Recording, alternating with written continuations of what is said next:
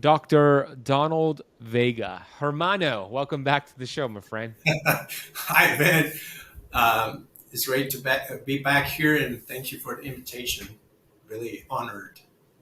Thank you for coming back. For those who listen to the show on a regular basis, you might have heard the first episode we did together, which was a little over a year ago. Actually, no, a little less than a year ago because it was after Keto Salt Lake in Right. I think May. So a little less than a year ago, where we talked about your backstory, which is super fascinating, going from conventional to more of a functional approach and all the cool things you're doing in Costa Rica. We talked about diabetes and different exercises for more insulin sensitivity. It was an incredible episode. So if you didn't listen to that one, we'll link it down below. You're back today because you have a new book that is available right now. For those who are watching and listening, the book is available right now, and it's called The Science of Losing Weight. And That's right. Actually, for those on YouTube, hold up the cover. I know it's in Spanish, but hold it up for those on YouTube. Yeah, this is how the book will look like. This is in Spanish, of course, but it is available already on Amazon in the English version. Oh, yeah. And I got to tell you, it's a phenomenal book. Either if you're a practitioner like I am, you're going to love the book. If you are somebody who just wants to learn more, whether you have been studying for years or you're brand new to this field of keto fasting, etc., you're going to love the book. And Donald asked me, and I was really gracious enough. I was really blessed, I should say, honored to write like an excerpt for your book. And the book has a lot of great endorsements. It's the foreword is written by Dr. 𝙎𝙬𝙍𝙍, which my audience loves and adores. And let's dive into the book. I have a lot of questions for you. Are you ready? Absolutely. Let's go for it. Okay. So the book focuses on a lot of different areas of health. Fundamentals. These are so important because health is never just one thing. It's not just do keto, you're good to go. It's a multitude of different factors. So your book has a different chapter for every different factor, every different lifestyle behavior. My favorite, of course, is the chapter all about the power of thought. We talk a lot about our passion and love for this guy, Bob Proctor, and what he did for us and our journey.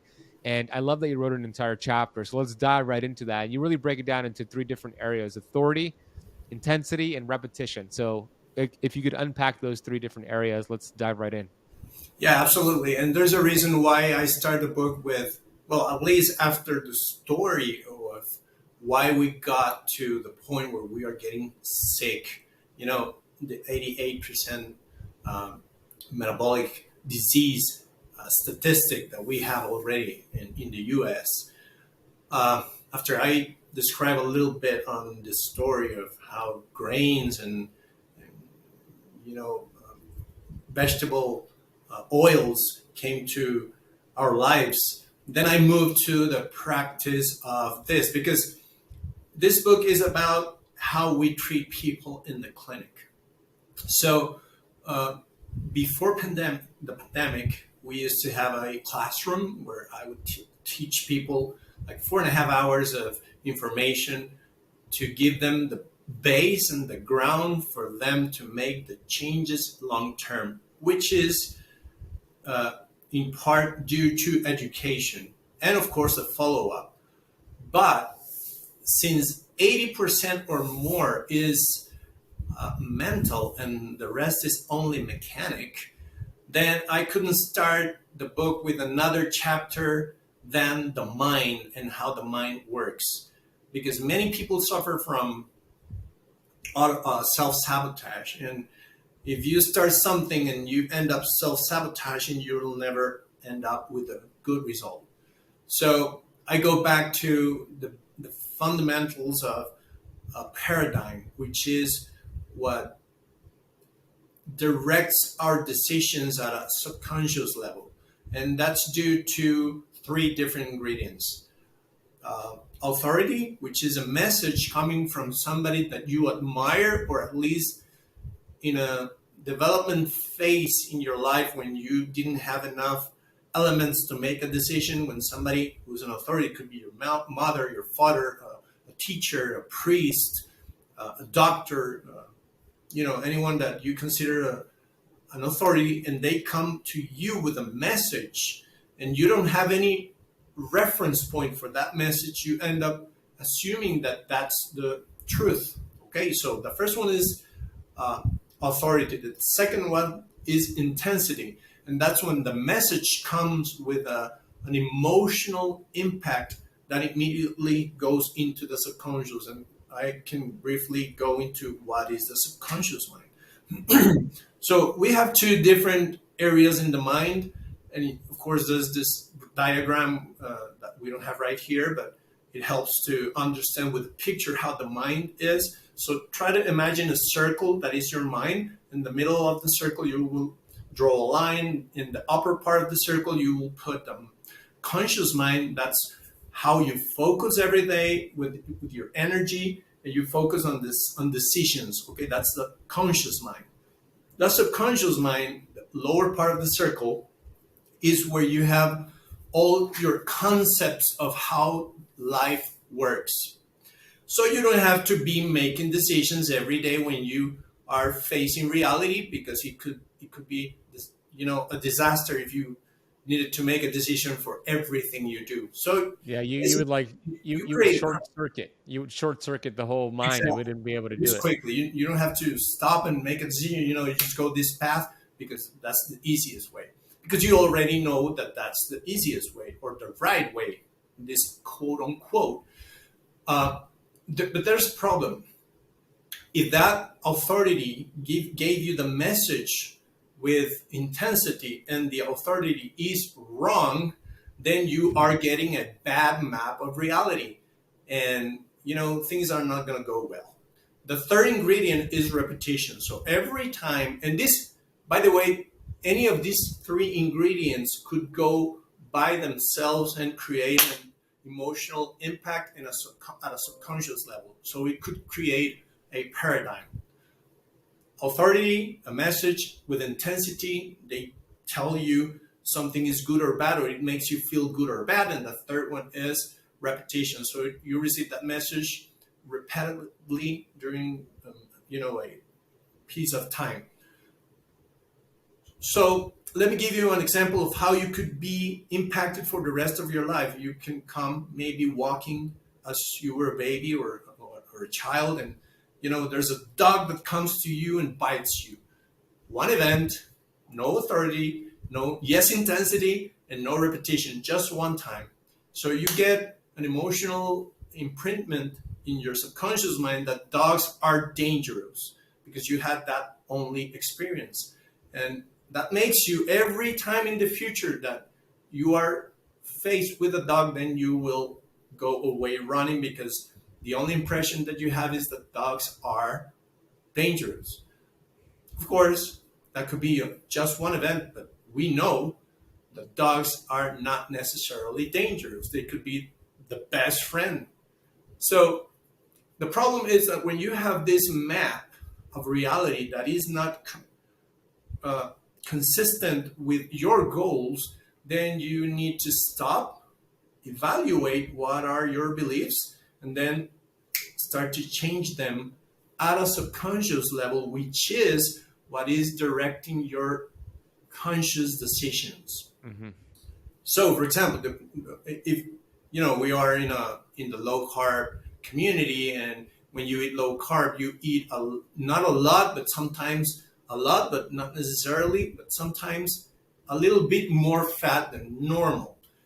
And if you grew up with the paradigm that doctors, authority, intensity, if you eat fat, you're going to die from your heart or from a heart attack, and repetition, we have been hearing this message for the last 70 years, then you have a very strong paradigm about reality. And whenever you start doing, let's say, you want to change your life and you want to change your habits because you have a 7-year-old son and you are overweight, your knees hurt, and you want to be with him maybe on a bicycle ride every weekend, but you can't do that because you are overweight and your knees are hurting. Okay, so you decide you want to change. Whenever you start doing this, even though you're losing the weight and you're feeling better and your aches and pains are going away, immediately when the actions that you are taking, in this case, you're doing a low carb, which is not the only, by the way, thing you should do. You should change your whole lifestyle. But in this case, you're you're eating a little more fat just to get satiety, which is the real reason why you eat fat at the end. And you start, seeing this fat, and the subconscious immediately turns off the alarms that this is dangerous. And even though you're losing the weight and your aches, pains are going away, this is dangerous and you're going to die from a heart attack.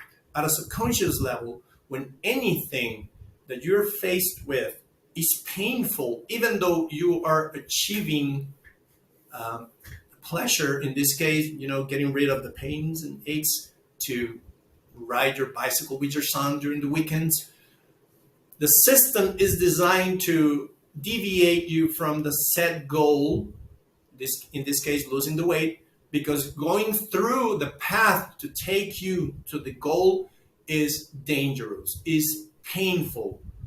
But it is not necessarily the truth, but it's what you think is the truth.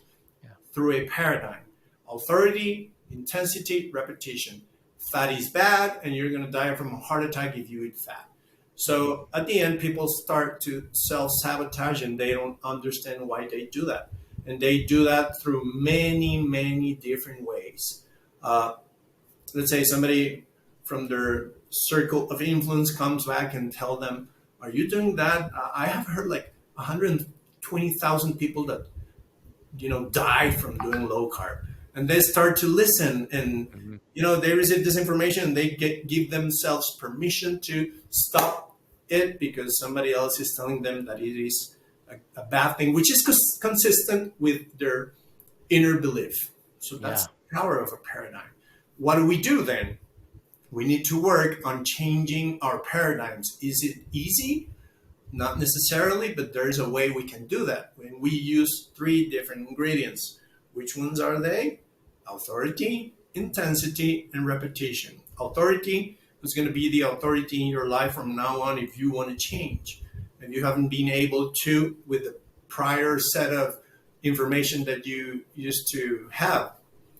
Well, yourself, you're going to be the authority. So you decide, this is my process. I'm going to take charge of this, and I'm not going to stop until I finish what I started.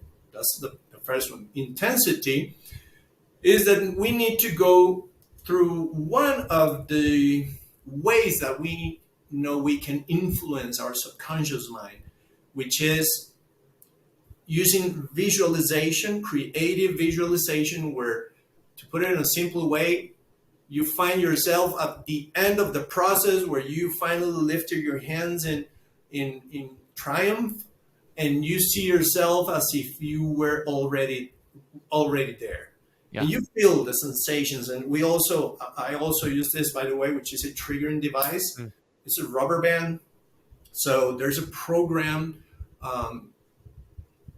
there's a program way that you can start to imprint, not only through visualization, but also through physical impulses. It is called neuro-linguistic programming.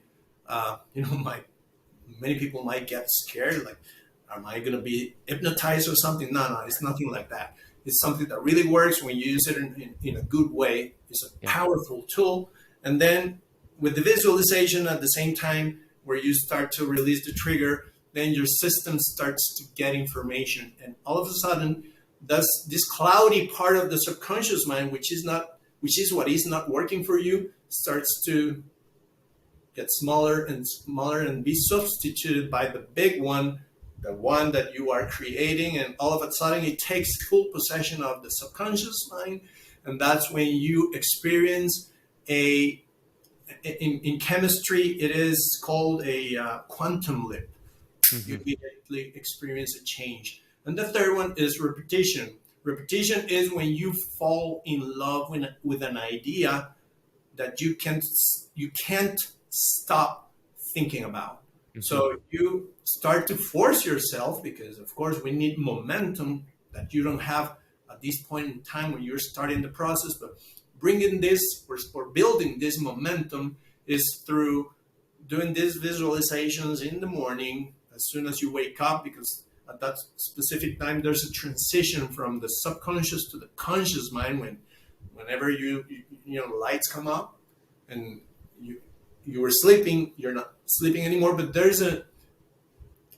they have identified that at that specific time you can imprint easier on your subconscious mind.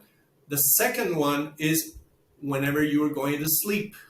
The last thing that you fall asleep with in your mind is this visualization of the process already finished. Mm-hmm. And the third one, which can be the fourth, the fifth, and the 100th time, is any other time during the day that you can stop and think about that as if you already had that. But you need to imprint emotions, because remember, authority, intensity, and repetition. The emotional part, which is the subconscious mind, that's where you need to put more of your energy. You need to feel, you need to hear the experience. You need to talk about it in your mind as if you were already there. And, many people might say, that's childish. This is not going to work. But, probably that's the reason why they haven't experienced change. Because this is a system this is not Donald Vega telling people you should do this. Hey, Keto Camper, I want to interrupt the video real quick to share with you what I believe is one of the most important nutrients that we should be taking every single day. Most people are deficient in this nutrient, and it's responsible for over 400 enzymatic activities in your body. And your body just doesn't make it, so it's required to be taken in a high-quality supplement or from high-quality foods. The problem with the food is that our soil is depleted, and it's hard to get this quality nutrient. So what is this nutrient? It's called magnesium. But I'm going to share something with you very fascinating. Check this out. Upgraded Formulas has this incredible product called Upgraded Magnesium. And Barton Scott, the developer of this product and company, he's a brilliant guy. He created nanoparticle magnesium, which has the ability to penetrate your membranes and go right into your cells. There's a 99.99% absorption rate. Now, this is unheard of because with other magnesium products, you better believe it's not that high.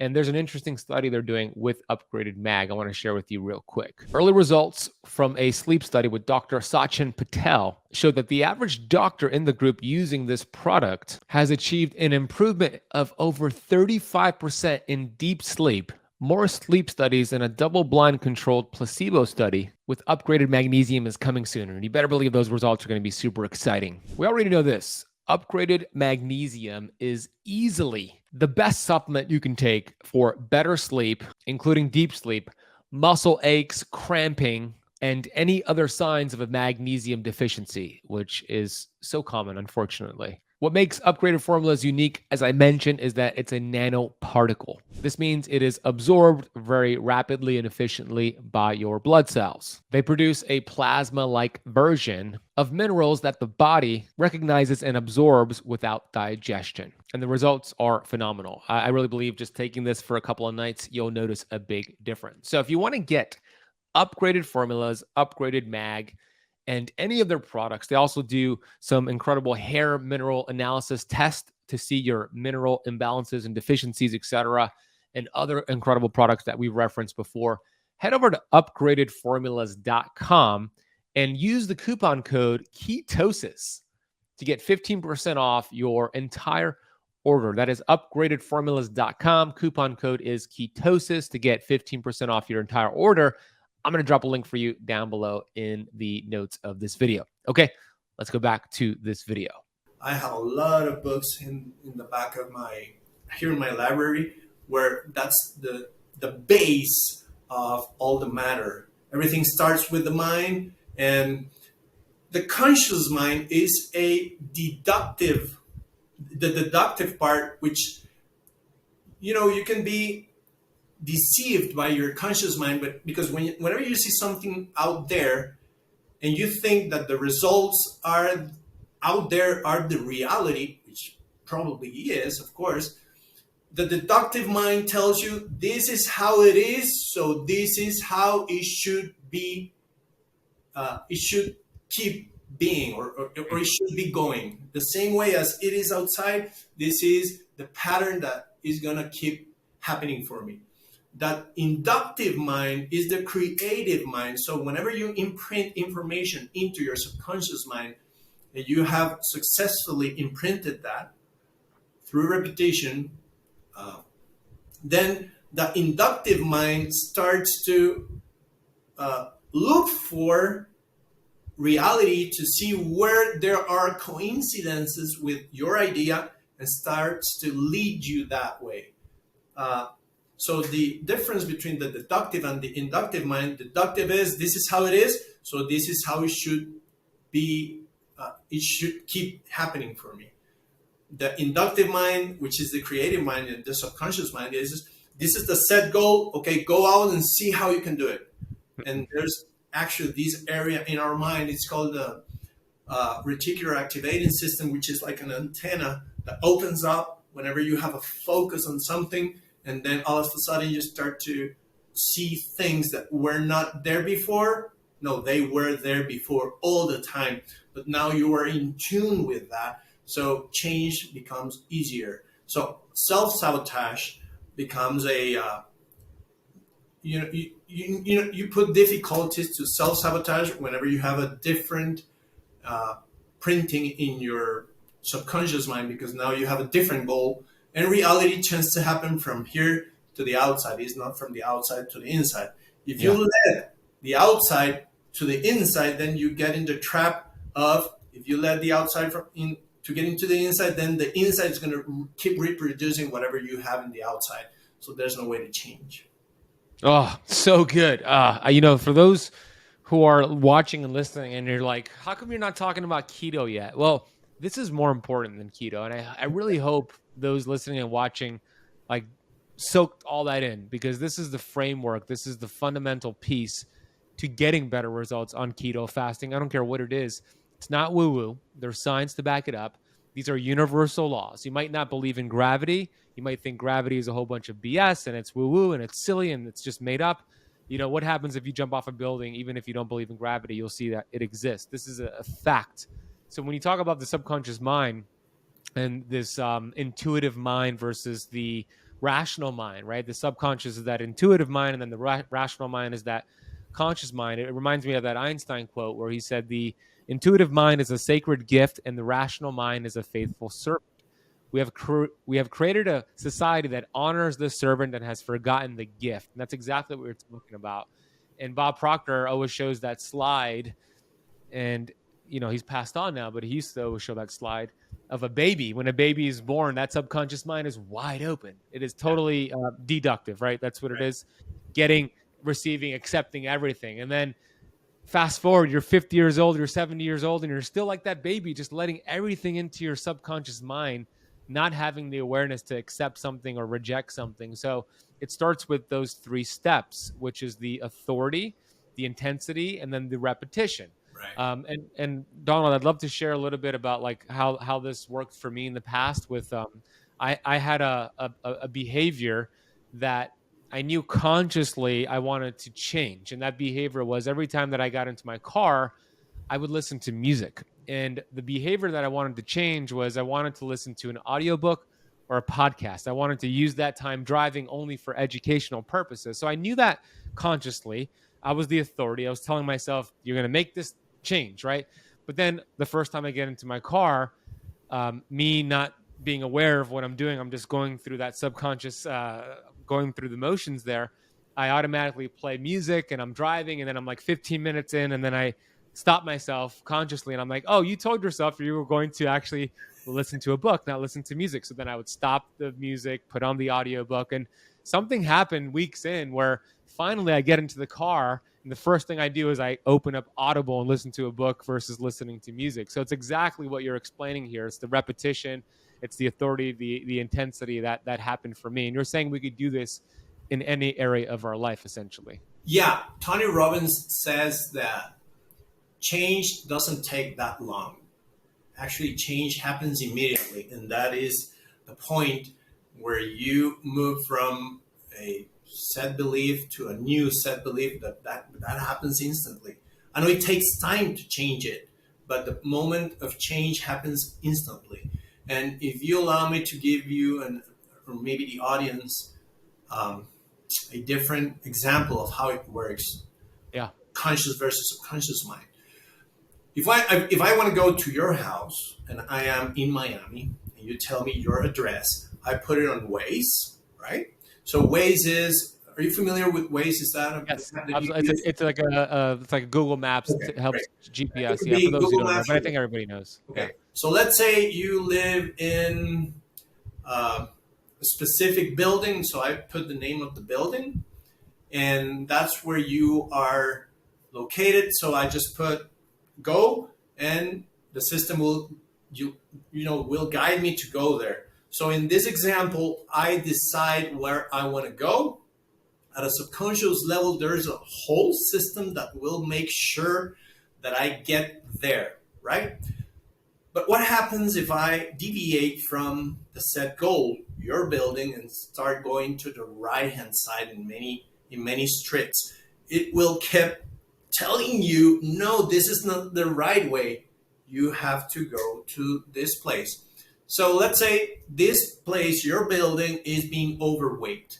And you want to go to another place which is located a couple of miles away, which is being fit, right?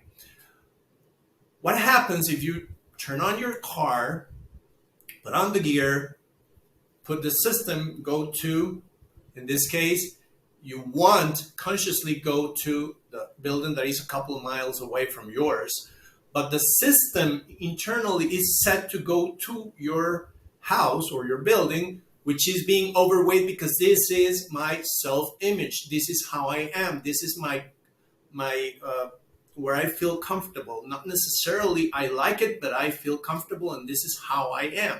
And I'll tell you about briefly about experiment they did.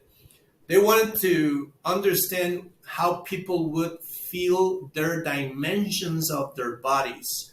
So they put a chair on the right, a chair on the left, and they would, set the chairs in order to fit the person's body to the side. So that's how wide they were in reality. Whenever they lost weight, and they would ask them, could you please put these two chairs in the place where you feel your dimensions are at this moment? They were now not skinny, but they lost weight. Yeah. They would put the chairs exactly at the same place where they used to put them when they were fat. Mm-hmm. Meaning that these people were going to gain their weight back because internally they had a self-image consistent with being overweight. So going back to the example, if I consciously, but I haven't put in the coordinates to go to, or the coordinates are set to go to your building, but I consciously want to go to the other side, 2 miles away from your building, and I start moving and I go, but all of a sudden I know I want to go to the other place. The system's going to keep telling me this is not the set address. You need to turn left to go back to Ben's house. Even though I want to go there, the system keeps telling me, and the voice, turn left, turn left, turn left. So eventually, eat ice cream, go drink that beer, go hang out and eat pizza with your friends, all that stuff. Eventually, you will stop doing whatever you were doing because the suggestions coming from the outside are too loud and will lead you go to your house, which is the set coordinates, not the place I want to go, but the one I have inside. So it's basically how it works. Great analogy, and that's exactly what's happening. So the chapter dives deeper into, okay, now that we understand this is happening, how do we make that change? And you kind of explain a little bit, visualization, repetition, authority, and all that. The chapter dives even deeper. So go read the book, and you'll learn more about that. Let's transition now to a different topic, unless there's anything else you wanted to say about this topic. Okay. And by the way, I give a lot of examples of patients that have gone through a change, but previously to doing this and understand the power of the mind, they would simply not finish what they started, or they would start many times over because they were not able to achieve their goals. So yeah, I give an example of a lady who did 14 attempts prior to our program where she failed, and I'll let the reader see the story in the book. Yeah. So there you go. There's the little cliffhanger for everybody. And it's always about course correct, right? Price Pritchard in that book, U Squared, said rockets fail their way to the moon. They have the target, they launch for that goal, and they go off track, but then they're aware of it and they course correct, and they land on that moon. They land on that target, right? So that's exactly it. But the thing is having the awareness and then reprogramming that subconscious mind. So the chapter talks all about that. I love that. I want to talk. You have you have a lot of great chapters, and we don't have enough time to cover all of them. But one that is one of my favorite ones is the one on sleep cycles and the circadian rhythm. And I guess that ties into like sunlight too, which you have a chapter on that. But the reason this is very fascinating to me is because I have one of my health coaches on my team, the Keto Kamp team, Coach Becky. She's all about the circadian rhythm. She's actually going to do a masterclass on Saturday with our students all about this. And we just finished up Dr. Sachin Panda's book, The Circadian Diabetes Code. Have it there. And, oh, yeah. You've read it too? Yeah, I have it here. Yeah. Such a great book. And the suprachiasmatic nucleus and just how that works, that internal clock. And you talk about this in the book. So I'd love for you to share a little bit about, maybe we could combine both chapters, like sleep cycles and sunlight, why that's important, and some of the main principles in the book that you address. Okay. Yeah. Well, the suprachiasmatic nucleus is an area in the brain located behind your eyes. Well, actually behind the part of your brain that sees, and we are completely wired to tell the time because of sunlight or absence of sunlight. Yeah. So when you wake up and you have access to the early hours of light, the sun is releasing a lot of blue light. And when this blue light comes into your eyes in a place called melanopsin, it triggers the release of some neurotransmitters. Among them, the melatonin, which is the one that will lead you to going asleep. And it is interesting because you produce it during the morning in these early hours, and you use it later at night. It is interesting. So, and also you produce endorphins in your eyes through the light in the melanopsin. So that starts to synchronize your system, telling you this is morning time. This is the time to get busy and do physical exercise. According to evolution, that's the time of the day where we would go out and hunt. Yeah. So you go, wake up, hunt, and then feast, then talk, and then sleep. Basically, that's the perfect cycle. Yeah. And that's the reason why, because of light, that you see a rhythm in cortisol that starts to go up whenever you see the first hours of the morning and the light. And accordingly, your glucose starts to go up as well. That's one of the reasons why we don't use fasting glucose anymore as a valid test. Because there's the dawn effect where you experience an elevation of glucose due to the elevation of cortisol, which is completely normal. And when you are measuring yourself with a CGM, for example, you can see the patterns throughout the day. And you have this small elevation in the morning that somebody goes out and does the fasting blood glucose, and they say, 110. Oh, I'm pre-diabetic. I need to take metformin. But you see the trend after that, and on other days, you can see a pattern. It goes up and then comes down. And it is due to the light. So you program yourself for sleep because of the early hours in the morning. And of course, whenever you have exposure to sunlight, you produce vitamin D, which, by the way, a recent study showed that to gain muscle mass, it's completely necessary. The normal amount of vitamin D, and that's 25 OH vitamin D. the one that it's measured in the blood, and it should. The study showed you need adequate amount of vitamin D because it's a steroid hormone to build muscle mass. Yeah, and the contrary part would be if you avoid sunlight for whatever reason, then you are more inclined to lose muscle mass because of that missing part.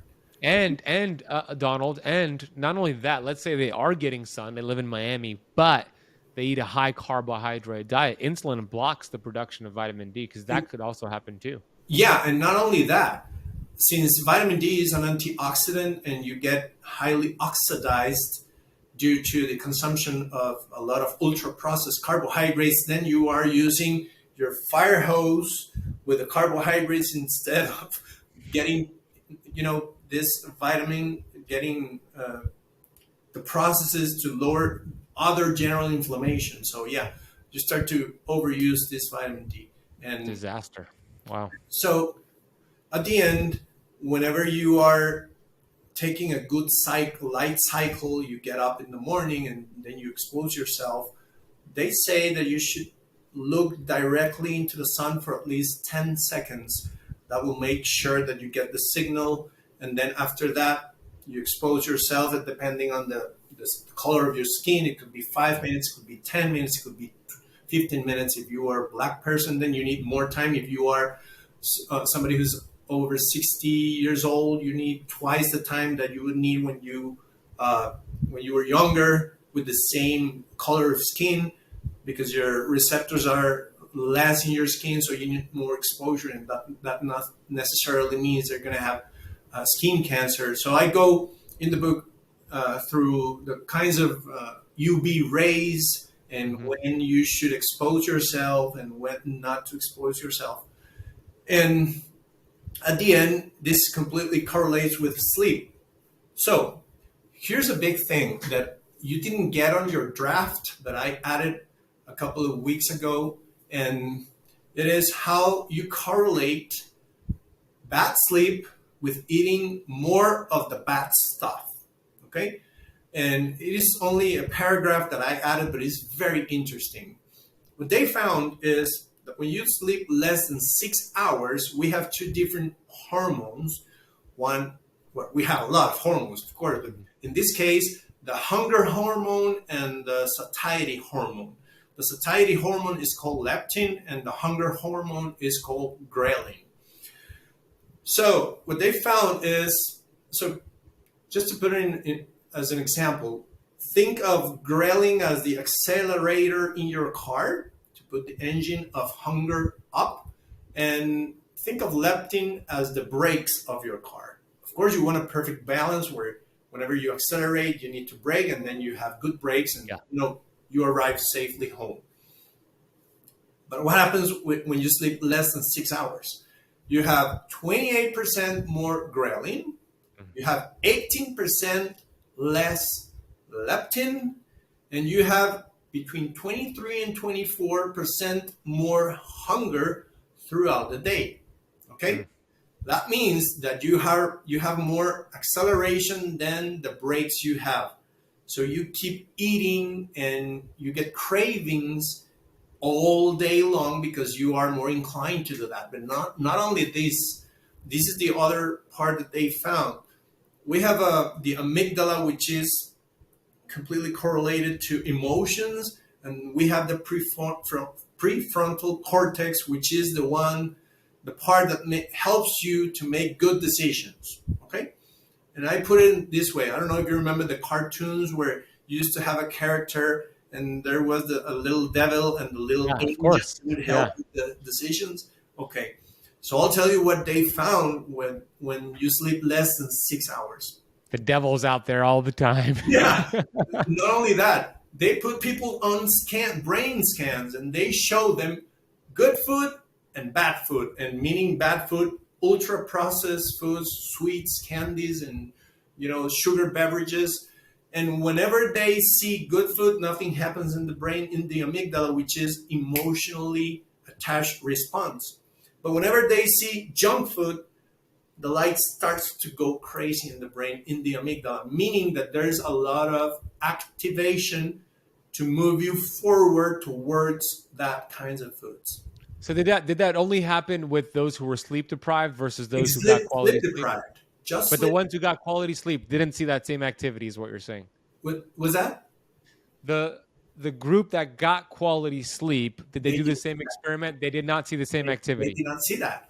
But what they saw in the prefrontal cortex is that the angel, with this analogy, the angel that is going to make you, consider it, I have conscious that this is not a good idea, would completely disappear.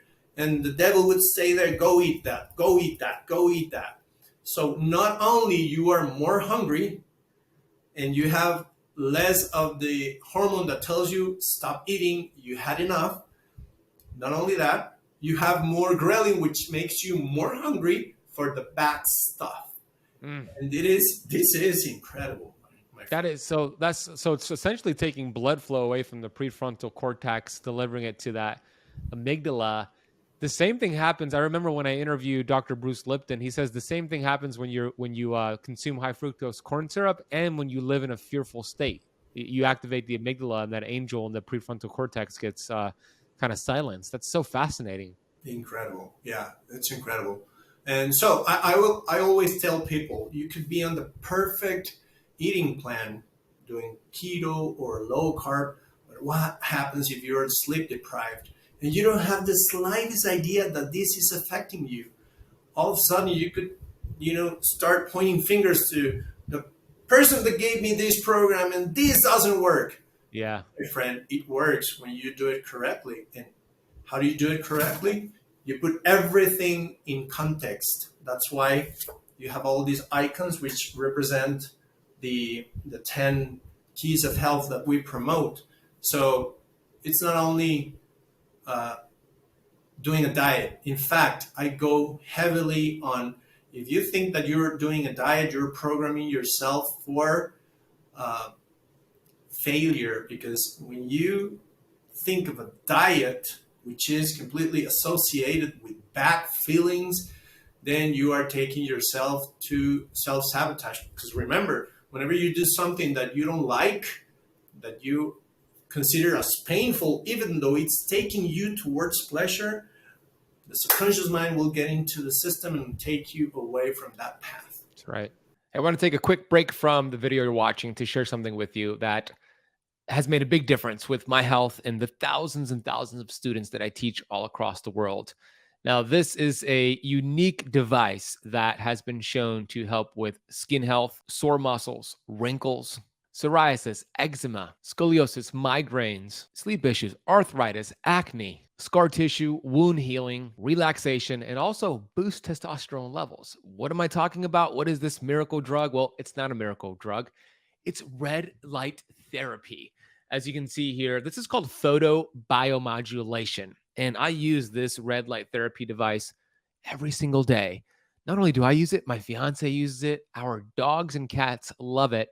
And the device I have here is from Bon Charge. Bon Charge has a different range of big panels, small panels, from affordable to ones that are a little bit more money depending on how much you want. And I love this product. I feel so good. And it doesn't take a lot of time to get all these benefits. I simply take off my glasses, which is Bon Charge glasses, by the way, turn it on, and I have it running for 20 minutes once a day. And turn it on, and as you can see, I just leave it there on my desk as I work. 10, 20 minutes per day will suffice, and it makes a big difference. You're going to notice a big improvement with your skin health and all the things we mentioned earlier in just a matter of weeks. So if you want to get your hands on this Bon Charge red light device or get their big panels, they also have panels that you could take on the go that are more affordable, then head over to boncharge.com/Keto Kamp and use the coupon code Keto Kamp to get 15% off your red light device, or as a matter of fact, your entire order. Any product, you could get 15% off with that nice coupon code Keto Kamp. So whether it's these Bon Charge blue light blocking glasses, their sauna blanket, or any of their awesome products, use that coupon code Keto Kamp at checkout. We'll drop a link down below. Go check them out. They are awesome. And let's get back to today's video. Yeah, that's so good. That's so good. Yeah. And another thing about the sleep component is what it does to your insulin and glucose and cortisol levels, which you touched upon, right? There was that study that showed just after 7 days of 5 hours or less in healthy adult men, they had the blood sugar and insulin levels of a pre-diabetic, right? Exactly. Just from that lack of sleep. It's that cortisol. It's all the things that are happening. You just feel miserable. And I get asked this a lot, Donald. I was just in Puerto Rico speaking at a business conference, but I was speaking on health, and they asked me, where do you start? Right. And of course, that's the mindset. But like in terms of like the other avenues, do you start with nutrition? Do you start with exercise? And I said, you start with sleep, because you could go days without food. We've done that with fasting. You could go days without exercise. You just are sedentary. You cannot go days without sleep. You would turn into a crazy person. So you got to first fine tune the sleep. And you said just getting morning sunlight. So the sunlight piece is important to get sleep that night up ahead, because you're storing melatonin. So that's a good tip, right? Get morning sunlight. You'll get better sleep up ahead, right? Right. How, there was like a storm of thoughts that came to my mind. When you... I said a lot there. Yeah. Well, sleep over nutrition and exercise. The sunlight part. Yeah. It has been proven that when you take, sunshine, your anxiety goes down. What makes people eat? Anxiety. When they are anxious, they start to crave for sweets and salty foods. So that's one part. Yep, it's true. The other one is when you're sleep deprived, you start your day with higher than normal, even though going through this dawn effect in the morning where you have experienced an elevation of glucose. And if you go doing some exercise, especially weightlifting, you will have a spike of glucose, which is completely normal. Yeah, it's no good. problem with that. But what happens if you wake up and you have higher levels of glucose just because you didn't have a good night's sleep? Then you immediately will start release insulin, and that insulin will take this excess glucose out, but it might take the normal glucose out and putting you down on the level where you start with cravings. Mm-hmm. If we so you go like close to being hypoglycemic, reactive hypoglycemia. And what happens if you eat a cereal for breakfast, which is, and some orange juice? Then you have another spike. And you have put yourself on a roller coaster of glucose that goes up and down. That's the perfect formula for gaining weight. And not only the gaining weight, but developing insulin resistance. It's like, I used to, do you know the rock band called The Killers? Have you ever heard of them before? I have heard of them. I can't relate to any of these songs. But... Yeah, it's okay. You don't have to relate to their songs. But I bring that up because there was a time in my life where I used to travel a lot and watch The Killers. Like, I've seen them many, many times. This was many, many years ago. So I used to go to a lot of concerts. And I did not wear earplugs. So I was getting all this loud music blasting, and I was losing my hearing. I was becoming deaf. And that's exactly what's happening with these high glucose spikes. Insulin, you're losing the hearing for insulin, and it's becoming resistant. I needed a louder sound and more music to get the same effect. You need more sugar and more carbs to get the same effect. That's what we're doing. We're going deaf from the screams of insulin. Right. So any component of your lifestyle that promotes insulin resistance is going to make matters worse. And you are practically rowing against the current. And you think you're doing a lot, but you're not really moving forward. It is because you're going against the current. What about if you move the canoe and go and start with the flow of the water? And, sometimes it's, at just 1 hour of sleep at the correct time, because there's also a good time to go to sleep and a bad time to go to sleep. And there's stimuli from food to change your eating patterns is only 4 to 5% in terms of the neurons in the brain associated to giving you the right behavior of eating. Just 4 to 5% comes from whatever you eat. Okay. So wait, I don't understand that. So many people say that. Let me put it in another way. Many people say that you get fat because of what you eat. Okay, you can say that that's correct, but is that the most important factor? And you said it before. No, I would say start improving your sleep. And this is how it works. 4 to 5% of the neurons are impacted by whatever you eat in terms of your eating behavior. But what about light? 4 to 5, not 45, No, right? 45. 4 to 4 to 5%. 5%. Okay, got it. Exactly. But what about sunlight? Or what about light in terms of the influence on your eating patterns and behaviors? What is it? That's 46% Damn. of neurons in your brain are stimulated by light. Interesting. By far, more than 10 times the influence of light over what you are eating is directing your eating behaviors. And what happens today? I don't know. I'm a big Formula One fan. And a couple of weeks ago, the new season came out on Netflix. And I only take one chapter every day if I have time. But what most people do, they binge on all the chapters. And I don't even know how many chapters there's in this season because I haven't gone through the, just to get instant gratification to see if I'm going to see them all in one single night. Totally. This kind of behavior is becoming very common.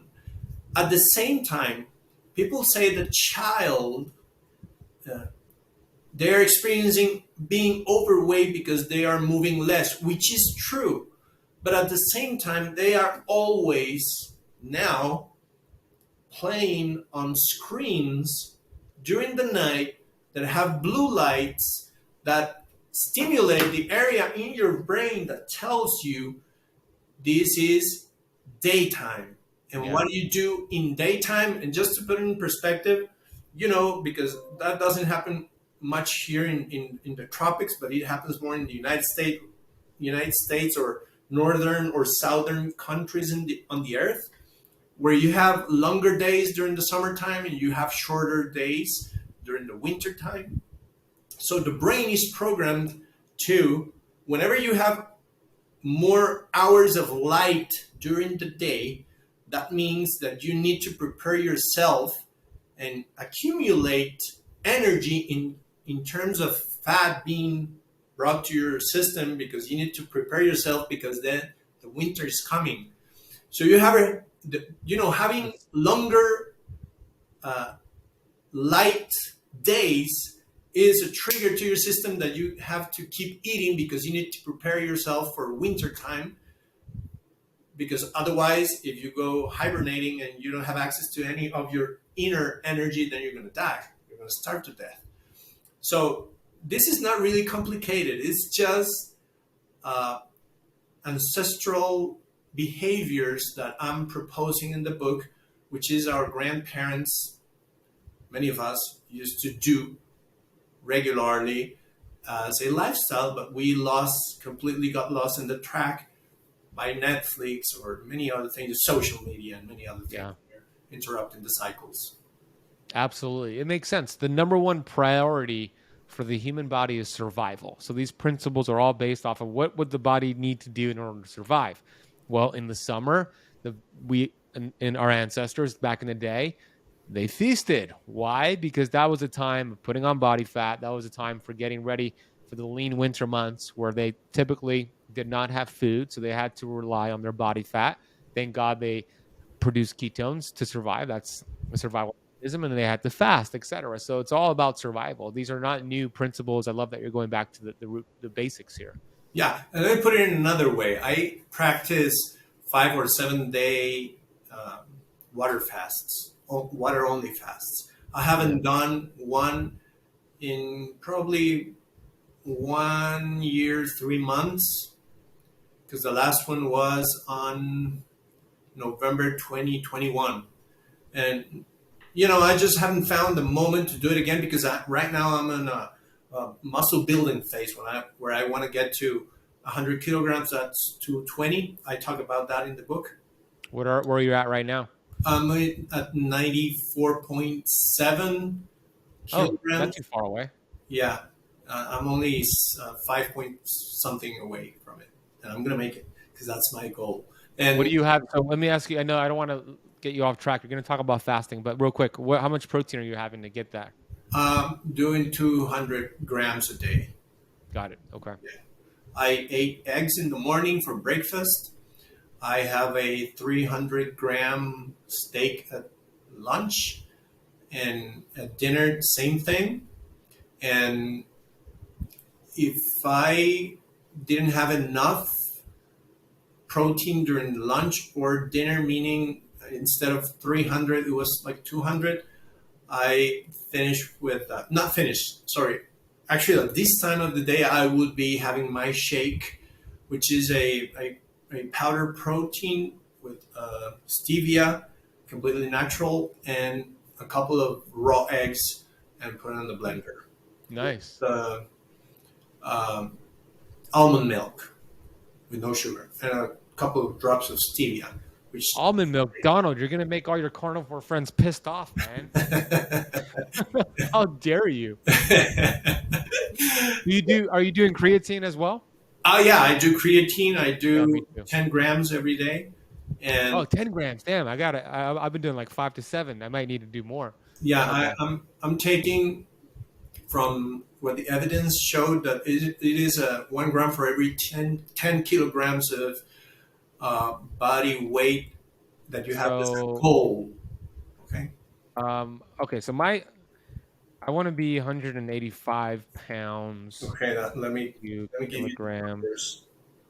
83 kilograms. Okay. That's what I want. Be like 8, yeah, like 8 grams of creatine. So 8 gram. Okay, so I've been having like 5 to 7. So I just got to bump it up a bit. It's good to know. Okay. Yeah. And I completely can feel the difference. I feel more stronger. And Me too. by the way, I'm almost turning 48, and I can tell you I haven't been this strong and healthy ever in my life. Like every new year Awesome. becomes a bigger, better experience. It's awesome. And the problem that we have with social media is that many people become preachers of something that they don't practice. No, please. So true. You can wear makeup and you can show yourself on social media in a way that you are not. And I can tell you that's one of my primary ethic behaviors is being a practitioner of whatever I preach. Because I need to have the experience first so I can show it to people. Yeah, I love that about you. I 100% agree. Live it to lead it is what I talk about all the Thank you. time. And that's the reason why the fasting experiment that I do, because I told you before that we have this autoimmune protocol that we use, but I couldn't put in use before I fasted for 5 to 7 days, which is what we require from our patients. And I needed to have first-hand experience. I have already done 5 or 7 day fasts, water only fasts. No, excuse me, five of them. And there's something very interesting that happens. And I was talking to our mutual friend, Robert Hiltz, because Love Robert. we were filming in January this year, the Carnivore Reverse series. He told me that he wanted to do some fasting, and I told him I have fasted for 5 days before, so would you like some of my advice? And he said, yeah, of course, perfect. And then we did some live events with his community. And one of the things I told him was, on the third night, you will feel that you can't sleep that well. And it's going to be worse on the 4th night and worse on the 5th night. Yep. Why that happens? Your body's starving, and your system immediately starts to tell you a signal, okay, you need to wake up. Don't go to sleep. Go wake up and start looking for food. Okay? So it has to do with this, being on a fast. If you take that information and put it around, that means that your primary goal is to be, to have nutrients. And if you don't have nutrients, then the system is going to tell you, okay, you need to sleep less and look more for food. Yep. But what happens if you stay awake for longer because of your lifestyle? Then the system interprets okay, this is due to the need of getting some food because we need to survive. So, just to elaborate on the point of what we're talking about. It makes sense. Yeah. Yeah, that makes complete sense. And yeah, the same thing happened to me. I did my first 5-day water fast 2018, and you're right. So the hunger was the high. I wasn't that hungry throughout, but day 2 I probably had the most hunger, and then it kind of went away day 3. But then my sleep also sacrificed a little bit day 3, 4, and 5 because, to your point, my body was like, you need to go out there and hunt and kill. Let's raise these counter-regulatory hormones and let's get you some food so you could survive. But something that I did notice, I noticed a few things. First of all, I was checking my glucose and ketones, and I hit that Dr. Thomas Seyfried ratio of 1-to-1 glucose to ketone. So I was in this maximum autophagy on day 3, and I stayed there for a couple of days, which is great. But I noticed that, number one, I was very, very, very introverted. My fiance, well, she was my girlfriend at that time. We weren't engaged yet, but she would tell me, like, why aren't you talking to me? Like, why are you not talking to anybody? Like, I was just like with my thoughts. I had like this GABA, and I was just like very spiritual. And then the second thing I noticed is that I was getting pulsating lower back pain. Really? And when I was younger, I used to always pull out my back and do deadlifts and pull it out.